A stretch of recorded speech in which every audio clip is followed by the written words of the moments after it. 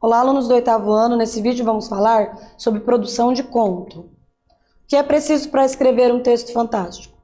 Gostar de ler, escrever e saber compor um texto de forma criativa são alguns dos requisitos. Que tal criar um conto em que a realidade e ficção se misturem? Vamos planejar a produção de um conto fantástico? Você verá o passo a passo para a produção e irá produzir um texto. Para a produção, utilize a plataforma Redação Paraná. É importante saber sobre o conto. Ele é uma narrativa literária ficcional curta, ele tem começo, meio e fim da história, narrados de maneira breve, suficiente para contar a história completa. Possui elementos de estrutura bem marcados. Tipo de história pode indicar o tipo de conto que estamos lendo. Esses são os elementos da narrativa.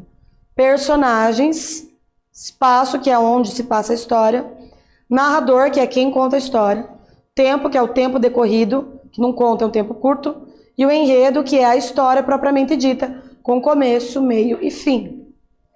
Os contos fantásticos são narrativas breves de ficção que extrapolam o real.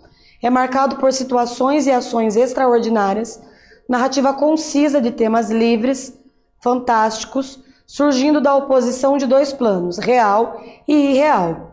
Provocam estranhamento no leitor por meio da ruptura entre realidade e ficção. Apresentam tanto a realidade cotidiana quanto elementos inexplicáveis ou impossíveis, ou seja, são coisas que não acontecem no mundo real, que vão aparecer lá no conto fantástico. Um conto precisa ter uma introdução. Nessa introdução vai ter uma apresentação inicial, que é a parte em que os personagens, o espaço e o tempo que ambientam a narrativa são mostrados. Ou seja, quem são os personagens, quando e onde está acontecendo a história. Nesse momento também são reveladas ações que levarão ao conflito e à tensão máxima da história. O desenvolvimento, conflito ou clímax, refere-se ao nó ou conflito que envolve toda a história. Pode ser provocado por diversos fatores, como divergências de opiniões, desejos e impasses, como caracterizá-los ou problemas que precisam ser resolvidos. O desfecho. Então, eu tenho ali uma introdução, que é quando está tudo bem, complicação, que é o nó, e depois a conclusão, que é o desfecho, situação final.